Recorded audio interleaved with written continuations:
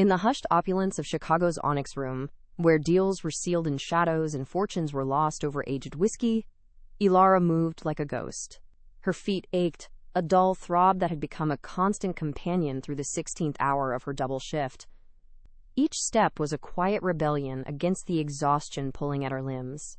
She balanced the silver tray with practiced grace, the crystal glasses reflecting the low, golden light like captured stars. Her focus was a fortress, built to shield her from the casual cruelty of the city's elite. But a deliberately placed foot from a rival magnate sent her stumbling. The world tilted in slow motion. The tray dipped, and a cascade of crimson wine and shattering glass descended upon the immaculate dark suit of the one man in the city no one ever dared to touch, Alistair Volkov. The silence that followed was a death sentence, but what happened next would shatter more than just glass. If you stay until the end, you'll witness the moment a monster found his soul. Subscribe now and let us know in the comments where you're watching from. Ilara was 28, a woman whose life had been whittled down to the sharp point of survival. For months, she had been a specter in this world of excess, her presence tolerated as long as she remained invisible. The tips she earned, carefully folded and tucked away, were a lifeline for her mother's mounting medical bills, a debt that felt like a physical weight on her chest. She wore her uniform like armor, and her professionalism like a shield, her quiet dignity, the only possession no one could take from her. She never complained, never faltered, moving through the gilded room with a resilience born from a profound and private grief. Her solitude was her sanctuary, a small, quiet space in a world that was deafeningly loud and unforgivingly bright. The restaurant itself was a cage of polished marble and whispered threats.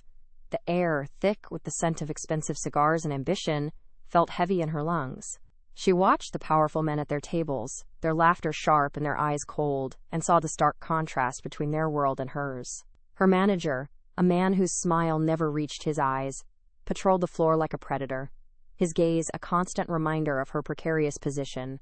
The oppression was not in shouts, but in the dismissive wave of a hand, the entitled snap of fingers, and the silent expectation that she should be grateful for the privilege of being ignored.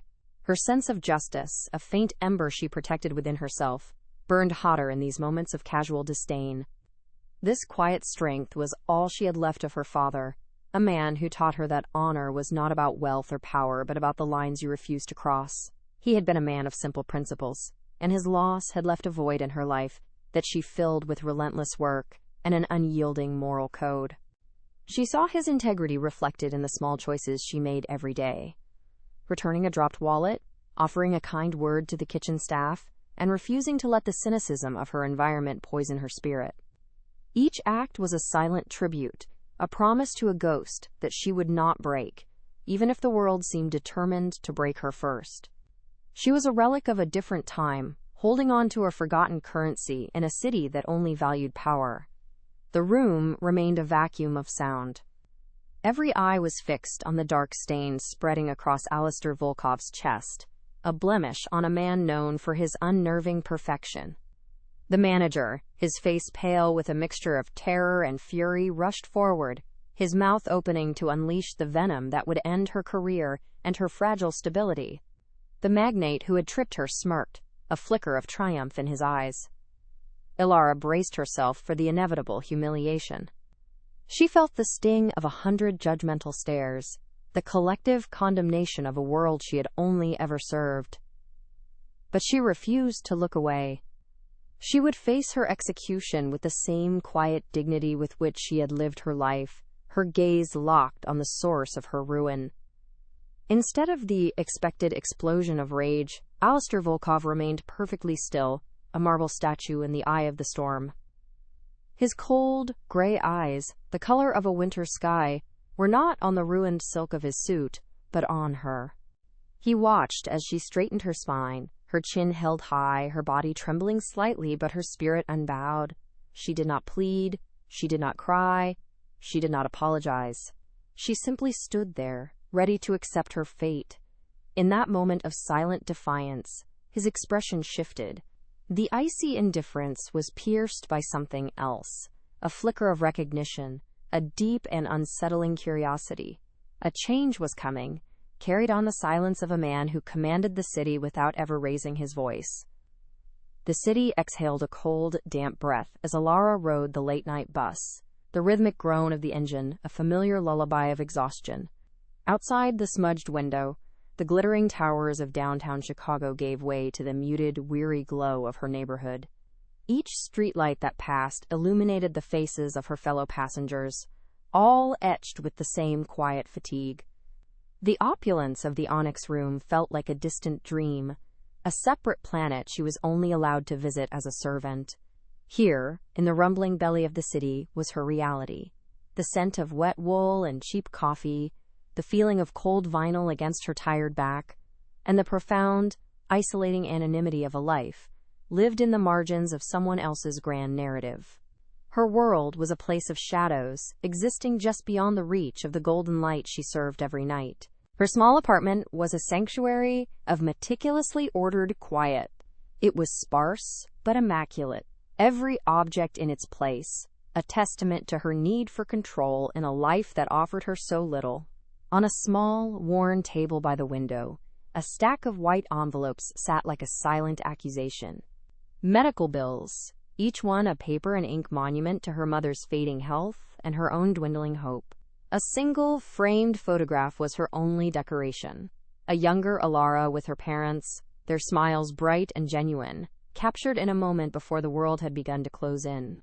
She would often trace the outline of her mother's face, a woman who once filled every room with laughter, now confined to the sterile silence of a long-term care facility, her memory slowly unraveling like a frayed thread. The weight of that responsibility was a constant physical presence. It settled in her shoulders as she prepared for another day, a dull ache that no amount of sleep could erase. Her mother's care was a voracious beast, devouring every dollar she earned, every ounce of energy she possessed. Some days, the pressure was so immense, it felt hard to breathe, a tightening in her chest that mirrored the constraints of her life. She was trapped not by bars, but by love and duty, a prison of her own making. Her dreams, once vibrant and full of color, of opening a small bookstore, of traveling, of simply being able to rest, had faded to muted watercolors, washed out by the harsh reality of her obligations. She fought for a life that was no longer her own, finding her purpose in another's survival. Her uniform was her armor, a crisp, black and white shell she put on each afternoon. It felt like a second, stiffer skin, one that erased Ilara and replaced her with a nameless, efficient server. The clock on the kitchen wall was her tormentor, its hands moving with agonizing slowness, each tick a reminder of the hours she had to endure before she could return to her solitude. The routine was a mind-numbing dance of polishing silver, folding napkins, and memorizing specials, a litany of tasks that kept her thoughts at bay. It was a life measured in cleared plates and refilled glasses, a silent performance for an audience that never saw the woman behind the polite, professional smile. She was an essential yet entirely invisible part of the restaurant's elaborate theater of wealth. Her manager, Mr. Davies, moved through the dining room with the predatory grace of a shark. His praise was a rare and valuable currency, but his criticism was a constant, low-level hum of anxiety that permeated the staff. He thrived on a culture of fear, his eyes missing nothing, from a slightly crooked place setting to a moment of hesitation. He would often corner Ilara in the service corridor, his voice a low, condescending murmur, reminding her of the dozen other girls who would kill for her job. His power was absolute in this small kingdom, and he wielded it with a casual cruelty that chipped away at her resolve. She learned to absorb his barbs with a placid expression, her internal rebellion a silent, fiercely guarded secret. The camaraderie among the staff was a fragile thing, forged in shared hardship but strained by competition. Whispers in the kitchen and stolen glances across the dining room were their only forms of solidarity. A younger waitress, Maria, once confided in Ilara about her own struggles, her eyes wide with a fear Ilara knew all too well. But even these brief moments of connection were fraught with risk. Mr. Davies discouraged friendships, viewing them as a threat to his control, and so Ilara remained an island, offering a quiet, supportive smile, but never allowing anyone to get too close. Her solitude was a shield, protecting the last, vulnerable part of herself from a world that seemed determined to exploit any weakness. In the quiet moments before the dinner rush, Ilara would sometimes stand by the panoramic windows of the Onyx Room, looking down at the city lights. From this height, the world looked beautiful and orderly, a stark contrast to the chaos of her own life. She allowed herself a few seconds to dream, to imagine a life where she was one of the people in those brightly lit buildings, a life of choice and freedom. It was a painful indulgence, a glimpse of a world she could see but never touch. The fantasy was always cut short by the chime of the service bell or the sharp clap of the manager's hands, pulling her back to the reality of her role. She was a spectator to other people's lives, a silent witness to their triumphs and excesses. Tonight, the air in the restaurant was particularly thick with tension. A table of powerful men, their voices low and their laughter sharp, dominated the room. Among them was Marcus Sterling, a real estate magnate known for his ruthless tactics and his open contempt for service staff. He had been dismissive from the moment he sat down, snapping his fingers for attention and sending back a perfectly cooked steak on a whim. His gaze lingered on Ilara with a cold, appraising quality that made her skin crawl. He saw her not as a person, but as an object, an insignificant part of the scenery designed for his comfort and amusement. She felt his disdain like a physical blow, another small cut in a day of 1,000 paper cuts. Mr. Davies, sensing the importance of Sterling's table, hovered nearby, his anxiety palpable. He approached Ilara, his voice a venomous whisper. "Do not mess this up. That table is worth more than your entire life. Now, take the Chateau Margaux to Mr. Volkov's table. And be invisible." The command was clear. Her humanity was a liability. She nodded, her face a mask of calm obedience, and lifted the heavy silver tray. The bottle of wine, a dark, gleaming jewel, felt impossibly precious in her hands. She began to navigate the narrow space between the tables, her focus absolute, her every movement precise. She was acutely aware of Sterling's foot stretched out just a little too far into the aisle, a casual, arrogant obstacle. The world seemed to slow as she approached. The low murmur of conversations, the clinking of glasses, the soft jazz playing in the background, it all faded into a distant hum. Her entire universe narrowed to the path ahead, the weight of the tray, and the looming presence of the men who held the power to shatter her world with a single word or a careless gesture. She could feel the predatory stillness of Alistair Volkov's table and the smug, watchful eyes of Marcus Sterling. Her heart hammered against her ribs, a frantic drumbeat of dread. She took one more careful, deliberate step, her breath held tight in her chest, poised on the knife's edge between survival and ruin. In the suffocating quiet, a man sat at the center of the room's gravity, a figure carved from shadow and steel. Alistair Volkov. He was a name spoken in hushed tones in the city's darkest corners, a myth made of tailored suits and silent authority. His presence was a physical force, bending the light and sound around him into a respectful perimeter. His dark hair was impeccably styled, his features sharp and severe, but it was his stillness that commanded the room. While other men gestured and postured, he simply existed, his power an undeniable ambient pressure. At his table, surrounded by men who looked more like loyal soldiers than business partners, there was no loud laughter, only the low murmur of consequential words. He was an island of lethal calm in a sea of restless ambition, a king on a throne of quiet deference. He was rarely seen, but always felt. Legends preceded him. Stories of rivals who vanished, of empires built on whispered threats, of a rigid, almost monastic code of honor that was as feared as his capacity for violence. He was a paradox, a man who controlled the city's chaotic underworld with an iron fist of absolute order. His reputation was a weapon in itself, ensuring that his directives were followed without question, his desires met before they were even fully formed. Tonight he sat observing the room through heavy-lidded eyes, his expression a mask of cold neutrality. He seemed to absorb every detail, every shifting alliance and nervous glance, his mind a silent, calculating machine, processing the intricate power dynamics of the world he commanded. He wasn't just in the room, he owned the very air within it. The sharp intake of breath from the other patrons was the only sound that followed the crash. All eyes darted to Alistair Volkov's table, expecting an explosion, a violent reckoning for the desecration of his perfect composure. The dark crimson of the wine bled into the fine fabric of his suit like a fatal wound, a shocking splash of chaos on a canvas of absolute control. The manager, Mr. Davies, was already moving, his face a grotesque mask of terror and rage, his lips peeled back in a silent snarl as he prepared to verbally annihilate Alara. The air crackled with the promise of humiliation, a public execution for a crime of clumsiness.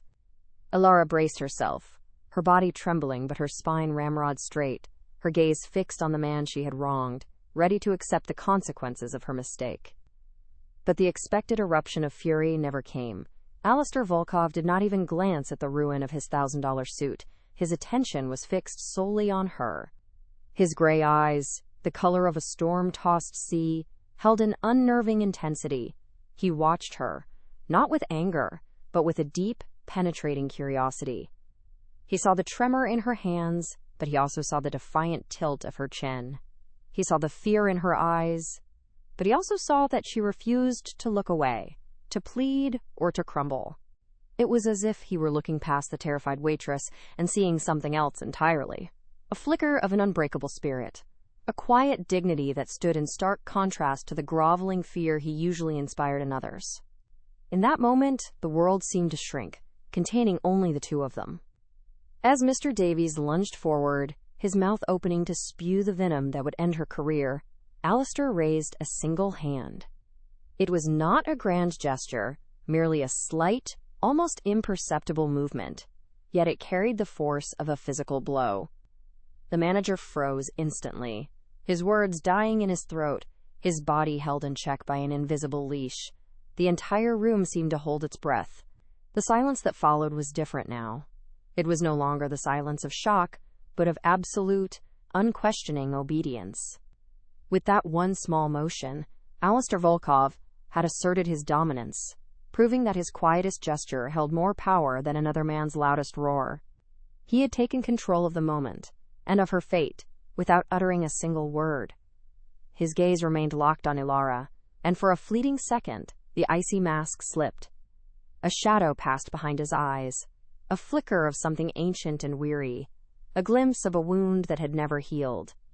It was a look of profound recognition, as if in her quiet defiance he saw the ghost of a person he once was, or perhaps a person he had once known. It was a moment of unexpected, unsettling humanity from a man who seemed to have none. The cold observer was gone, replaced by someone who was seeing not an employee but a reflection. This silent acknowledgement was more disarming than any anger could have been, leaving Alara feeling exposed, seen in a way that was both terrifying and strangely intimate. She felt an involuntary shiver trace its way down her spine. Then he spoke. His voice was a low murmur, a gravelly timbre that seemed to vibrate in the very air around them, cutting through the thick tension with effortless authority. "Leave her," he commanded, his words directed at the still-frozen manager, but his eyes never leaving Alara's. The command was soft, yet it carried the finality of a judge's sentence. Mr. Davies flinched as if struck, his face paling even further, and he took a stumbling step back, nodding his head in mute, terrified agreement. The magnate who had tripped her, Marcus Sterling, saw his moment of cruel amusement evaporate, his smug expression replaced by one of dawning fear, as he realized whose wrath he had nearly incurred. The power in the room had shifted, consolidated entirely around one man's quiet decree. Alistair's full attention returned to Alara, his gaze intense and unreadable. He had saved her from public humiliation and certain termination, but she felt no sense of relief. Instead, a new, more profound dread began to settle in her stomach. She was no longer just a waitress. She was now an object of interest to the most dangerous man in Chicago. "You will bring me a new bottle," he continued, his voice leaving no room for argument. "From now on, only you can serve me." It was not a request. It was a declaration, a claim.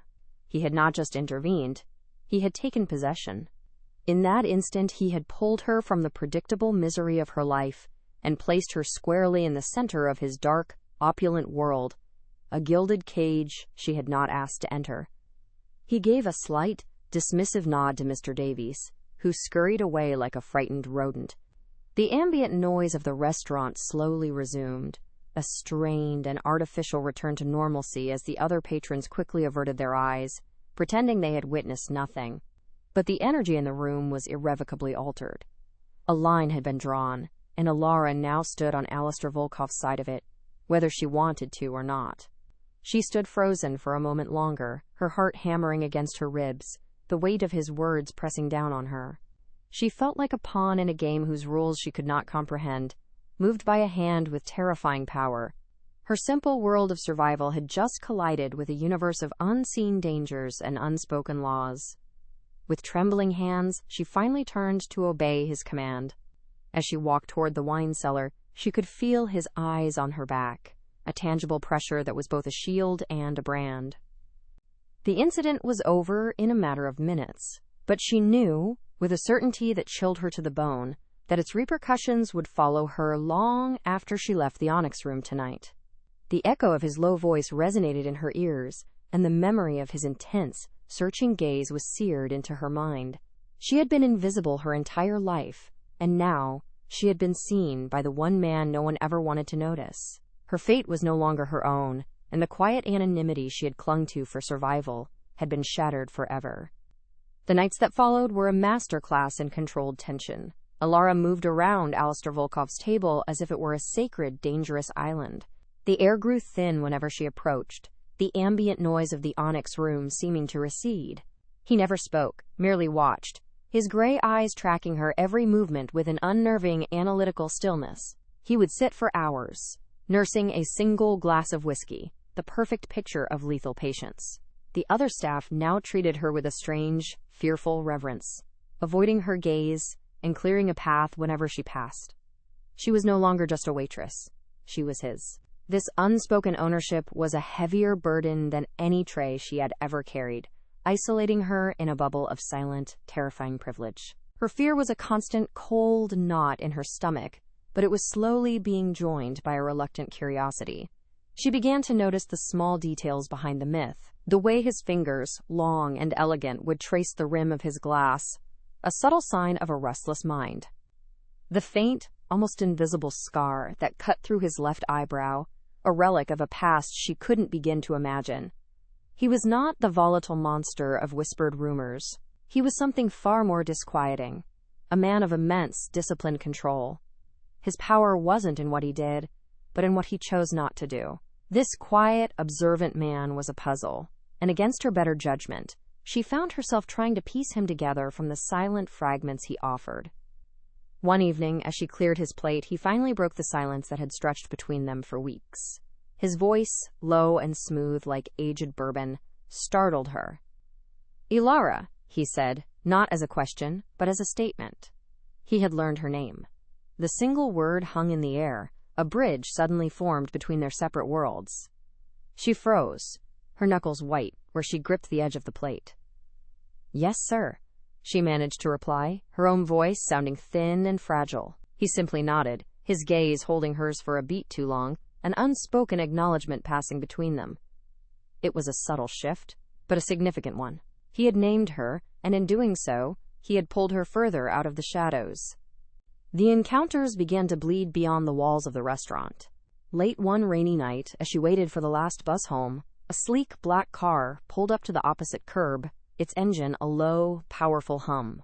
The windows were tinted, but she knew, with a certainty that made her shiver, that he was inside. He didn't get out, he didn't call to her. The car simply sat there, a silent, dark sentinel, until her bus arrived, and she was safely on it.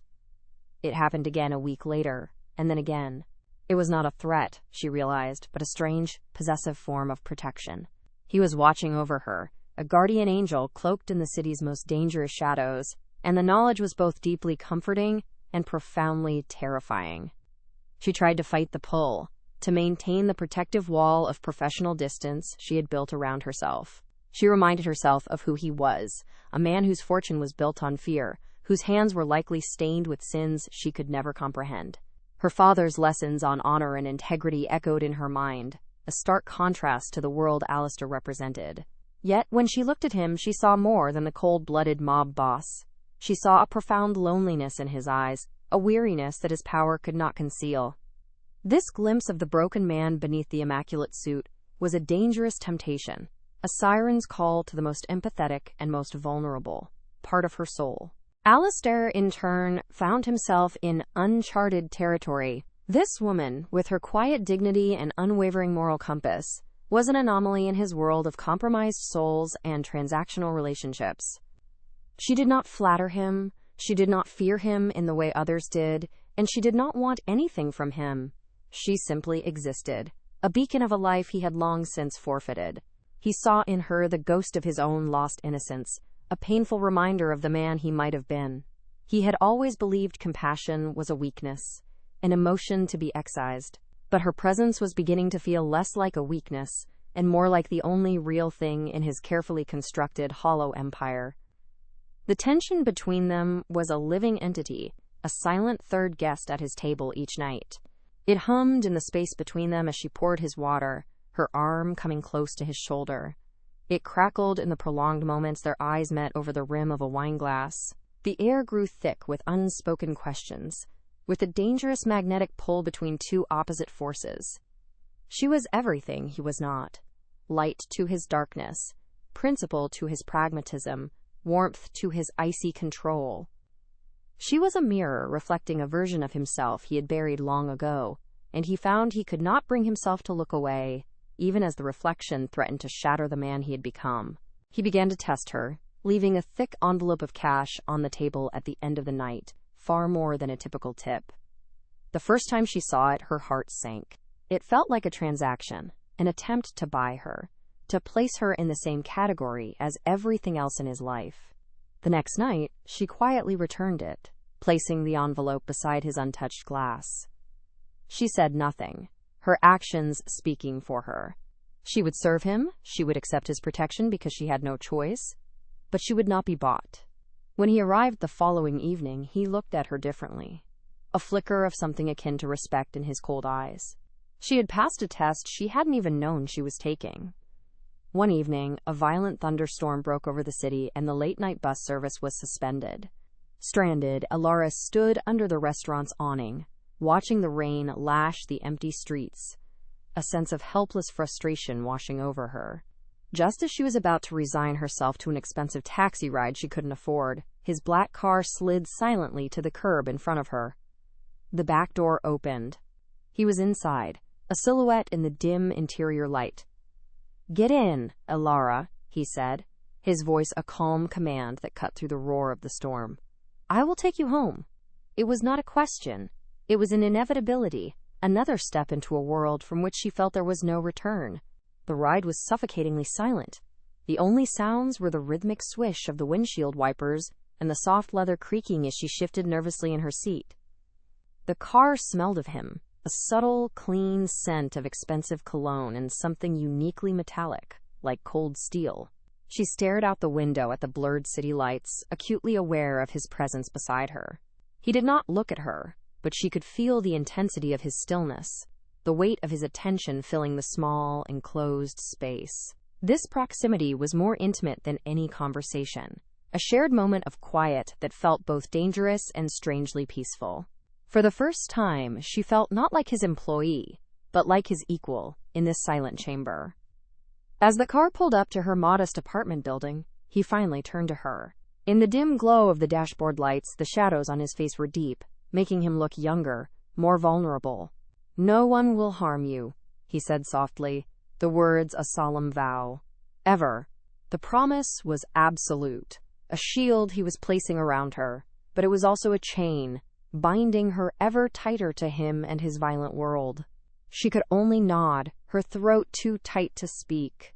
Her fear of him was now inextricably tangled with a burgeoning, terrifying sense of security. She was protected by the monster everyone else in the city feared, and she didn't know if that made her safe or simply a more valuable target. The following week, The delicate balance they had established was shattered.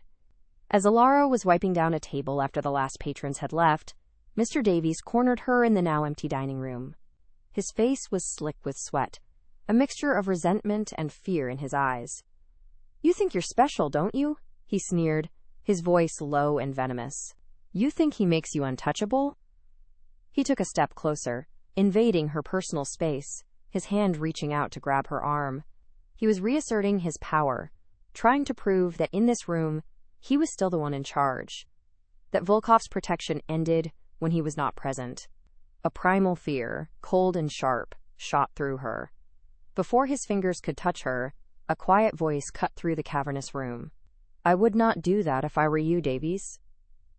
Alistair stood in the shadows of the grand entryway, a place he had supposedly left an hour ago. He had been watching, waiting. He stepped into the light, his movements fluid and silent like a predator's. His face was a mask of cold, lethal calm, but his eyes burned with an intensity that made the air freeze. Mr. Davies snatched his hand back as if he'd been burned, his face draining of all color. He began to stammer an apology, his bravado instantly evaporating into pure, unadulterated terror. He had crossed a line, and he knew it. Alistair didn't spare the manager another glance. His entire focus was on Ilara, his gaze searching her face for any sign of fear.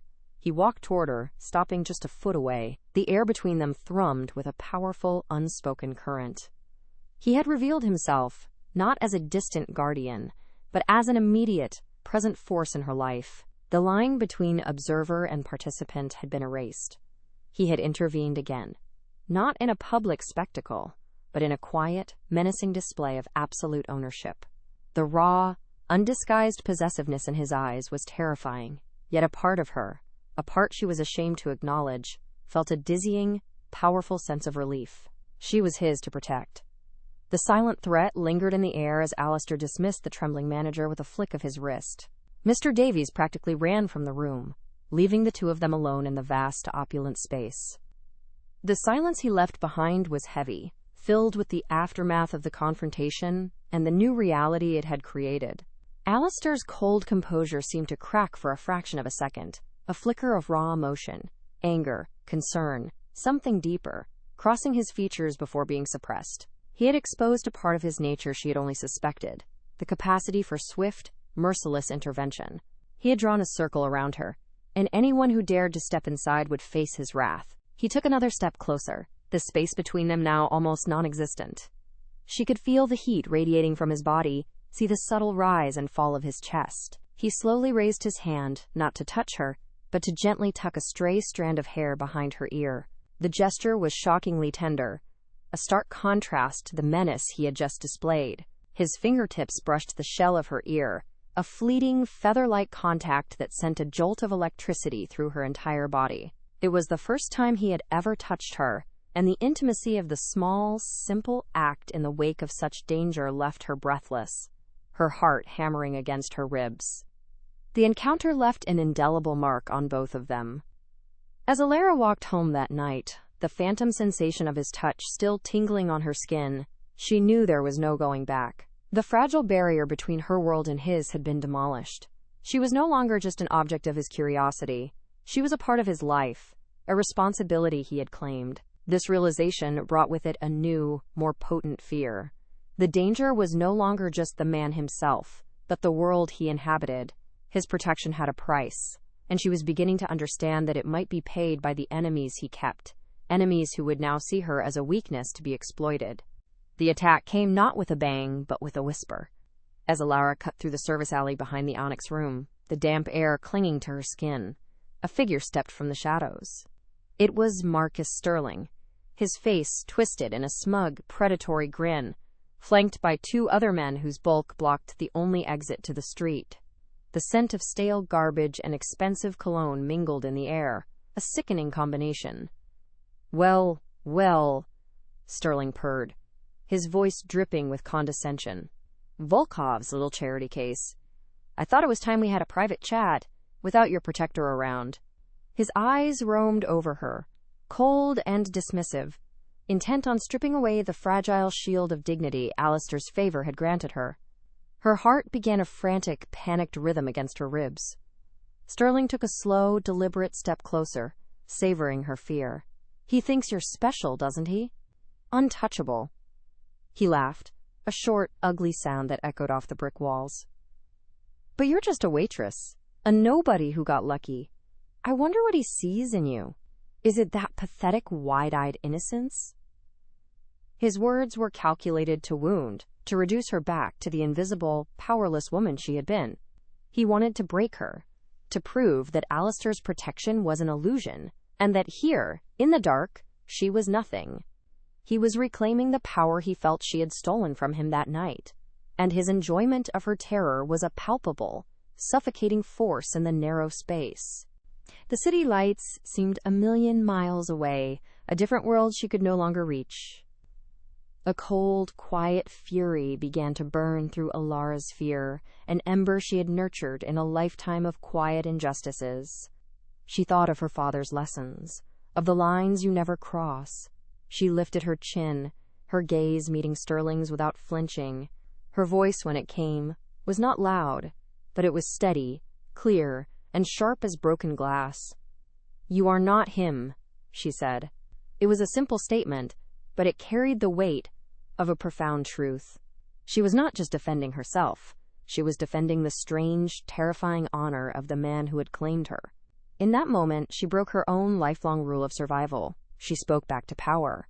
She refused to be a victim, choosing instead to stand on a principle, even if it meant her ruin. The shift in Sterling's expression was instantaneous. The smug amusement vanished, replaced by a flash of raw, narcissistic rage. Her defiance, her refusal to cower, was an insult he could not tolerate. "You arrogant little," he snarled, his voice losing its smooth veneer. He lunged forward, his hand clamping around her upper arm like a vice. His fingers dug into her flesh, and he slammed her back against the cold, damp brick wall. The impact knocked the air from her lungs, and a sharp pain shot through her spine. The world narrowed to his furious face, his breath hot and sour against her cheek. This was it, the violence she had always feared, the brutal reality of a world where men like him could do as they pleased with women like her. A sound cut through the alley's oppressive silence, a single, deliberate footstep on the wet asphalt. It was quiet, yet it carried more menace than a gunshot. Sterling froze, his grip on her arm tightening instinctively. Alistair emerged from the deeper shadows at the end of the alley, a specter in a perfectly tailored dark coat. He wasn't running. His pace was unhurried, a predator who knows its prey is already trapped. His face was a mask of glacial calm, but his eyes were burning with a cold, white-hot fire that promised absolute annihilation. He did not look at Sterling's men, who seemed to shrink against the walls. His entire, lethal focus was on the hand gripping Ilara's arm, a violation he had personally vowed would never happen. What happened next was a blur of restrained, terrifying force. Alistair did not shout. He did not issue a threat. He closed the distance in 3 silent strides and took hold of Sterling's wrist. There was a sickening, audible crack of bone, and Sterling screamed, a high-pitched sound of pure agony as he released Ilara, stumbling back. Alistair's movement was fluid, economical, and utterly devastating. He had broken his own unwritten rule: never handle such matters personally. He had stepped out of the shadows, not as a commander sending his soldiers, but as a man acting on a raw, protective instinct. He had dirtied his own hands, not for power or for business, but for her. It was a transgression against his own cold, calculated world, an act of pure, unadulterated emotion. The 2 other men, paralyzed by a fear far greater than any loyalty to Sterling, practically scrambled over each other to drag their whimpering boss away, disappearing into the night. They left behind a profound, ringing silence, broken only by the distant wail of a siren and Ilara's ragged, shallow breaths. She remained pressed against the wall, her body trembling uncontrollably from the shock and the adrenaline. The pain in her arm was a dull throb, secondary to the violent storm of emotions churning inside her. She looked at Alistair, who stood perfectly still in the center of the alley, the aftermath of his brutal efficiency hanging in the air around him like a shroud. He was the monster from the stories, and he had just saved her. He turned to her then, and for the first time, she saw the mask of control completely fall away. In his eyes was a raw, unguarded vulnerability, a flicker of his own shock at what he had just done. He saw her trembling, the tear tracks glistening on her cheeks, the faint bruise already forming on her arm where Sterling had grabbed her. A look of profound, almost painful regret crossed his features.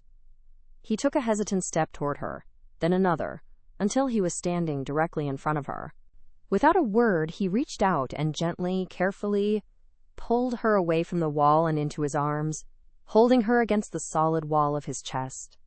His hand came up to cradle the back of her head, pressing her face into the fabric of his coat.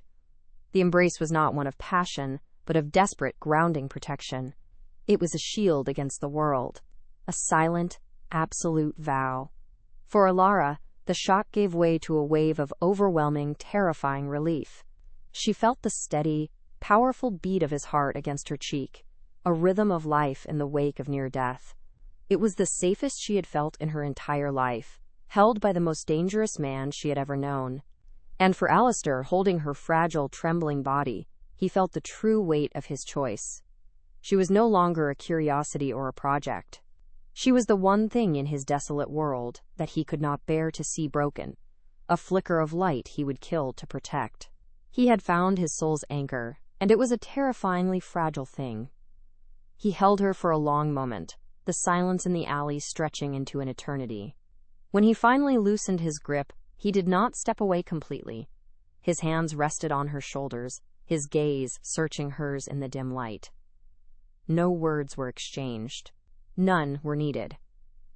The act itself had been a confession, a treaty signed in violence and sealed in a moment of shared vulnerability. He had broken his code, and she had witnessed the man behind the myth. Nothing could ever return to the way it was. They were bound together now, not by a command in a restaurant, but by a shared secret in a dark alley. The line had not just been crossed, it had been erased forever, leaving them standing on new, treacherous ground. The drive back to her apartment was a journey through a monolithic silence. The storm had passed, leaving the city streets slick and gleaming under the streetlights, the reflections blurring into watercolors on the rain-streaked window. Alistair did not speak, his hands resting on the steering wheel with a stillness that was more unsettling than his previous violence. The air inside the car was thick with unspoken things, with the scent of rain and the metallic tang of adrenaline. When he pulled up to her building, he simply cut the engine. He made no move to get out, his profile a hard, unreadable silhouette against the city's glow. The embrace in the alley had been a moment of impossible closeness. This silence was an ocean of new, insurmountable distance. He was already pushing her away, and she knew it was for her own protection.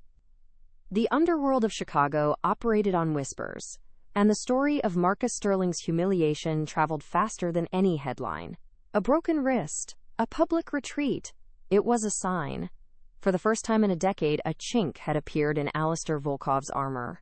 Rivals who had long watched from the shadows began to stir, sensing a shift in the balance of power. They saw not an act of protection, but a moment of weakness, a dangerous emotional attachment. Ilara's name, once unknown, became a whispered liability, a potential pawn in a game she never asked to join. The shield he had placed around her had simultaneously painted a target on her back. The danger was no longer a vague, abstract threat. It now had faces, names, and a patient, waiting hunger. The city's darkness had become aware of her, and it was watching. Alistair stopped coming to the Onyx room. His corner table, always impeccably set and reserved, remained empty night after night. It was a void at the center of the restaurant, a silent testament to his absence. The staff, who had once feared Ilara, now looked at her with a mixture of pity and confusion. She performed her duties with a hollow, robotic precision, her eyes constantly drifting to the vacant chair. Each night felt like a vigil for a ghost. His withdrawal was a strategic retreat, a severing of the tie that made her vulnerable. He was erasing himself from her life to keep her safe, a brutal act of care that felt like the cruelest form of abandonment. She understood the logic of it. but her heart only registered the profound, aching emptiness he had left behind in his wake. Her small apartment, once a sanctuary, now felt like a cell. The quiet that had once been a comfort was now filled with the echo of his absence. She would stand at her window for hours, watching the rain fall on the indifferent city, her own reflection a pale, translucent ghost in the glass, the memory of his arms around her. The solid, steady beat of his heart against her ear was a phantom limb, an ache for a feeling of safety she had only experienced for a fleeting moment. She had spent her life being invisible, and now that she had been truly seen by someone, the return to anonymity was unbearable. The world had gone back to its muted colors, and the brief, terrifying vibrancy he had brought into her life was gone, leaving a void that consumed everything else. Miles away, in a penthouse that overlooked the entire glittering cityscape, Alistair stood before a wall of glass, a mirror image of Ilara's lonely vigil. He held a glass of whiskey, the amber liquid untouched, his knuckles white around the crystal. His empire was built on a foundation of calculated detachment and absolute control. Emotions were a currency he did not trade in. Yet, the image of her frightened face in the alley was seared into his mind, a brand on his conscience. Protecting her had required a violence that had, in turn, put her in even greater danger. The only way to keep her safe was to become a ghost to her, to cut out the part of himself that felt a connection to her light. He was a king in a kingdom of shadows, and he had willingly exiled himself to keep his one fragile piece of humanity from being extinguished. A week after his disappearance, Mr. Davies called her into his office. His demeanor was not triumphant or cruel, but strangely deferential, almost fearful. He explained, his eyes refusing to meet hers, that for her own safety, her employment at the Onyx Room was being terminated. A generous severance package, far more than she was owed, was already being processed. It was a dismissal wrapped in the language of concern, but she knew the truth. It was Alistair's final act of severance, a command delivered from afar. He was methodically cutting every thread that connected her to him, to his world, to the place where their lives had first collided. She walked out of the restaurant for the last time, not with the shame of being fired, but with the heavy, cold clarity of being set adrift by the very man who had promised to keep her from harm. The severance money was a blessing and a curse. It was enough to cover her mother's medical expenses for the next year, lifting a weight that had been crushing her for so long. For the first time, she could breathe without the constant fear of debt collectors and final notices. She was free from the oppressive, gilded cage of the Onyx Room. But this freedom felt like an exile. The money was his, a final, impersonal gesture of care that reinforced the chasm between them. She spent her days in the sterile, quiet halls of the long-term care facility, holding her mother's hand, the silence of the room, a reflection of the silence in her own life. She had been given security at the cost of connection, a trade she had never asked to make. The pain of his absence was slowly transforming into a lucid, heartbreaking understanding of his sacrifice. His protection lingered like a phantom. When a new specialist, a name at the top of their field, had a sudden, inexplicable opening to take on her mother's case, she knew it was him. When a minor clerical error that threatened her lease was mysteriously resolved overnight, she knew it was him. He had built an invisible fortress around her life, managing it from a distance with his silent, far-reaching power. Each act of anonymous kindness was a fresh wound, a reminder of the man who cared enough to orchestrate her life, but could not allow himself to be in it. She was living in a world he had curated for her safety, a ghost in a life he had designed. She was protected, provided for, and more profoundly alone than she had ever been before. One evening, staring at her reflection in the darkened window of her apartment, she saw a different woman than the one who had stumbled in the Onyx Room weeks ago. The exhaustion was still there, etched into the fine lines around her eyes, but it was accompanied by a new, quiet resilience. The wide-eyed innocence was gone, replaced by the somber wisdom of someone who had looked into the abyss and been pulled back. She had touched a world of profound darkness, and had found a flicker of light within it. She no longer feared him. She understood him. She understood that his most significant act of love was not the embrace in the alley, but the crushing, absolute silence that followed it. The pain had not broken her. It had forged her into something stronger. The days bled into weeks, and the city's rhythm moved on, indifferent to her quiet grief. The black car never reappeared on her street. The phone never rang with his low, gravelly voice. The silence was no longer a temporary state. It was the new reality, a permanent fixture in the architecture of her life. It was the final, unspoken word in a conversation that had barely begun. He had given her a life free from financial worry and physical threat, but he had taken the possibility of himself with him. The quiet of her small apartment was now a constant, echoing reminder of everything that had been gained, and everything that had been irrevocably lost in the moment a monster decided to protect an angel. Months bled into a quiet, snow-dusted winter. The city, once a landscape of threat and exhaustion, had softened into a place of gentle possibility.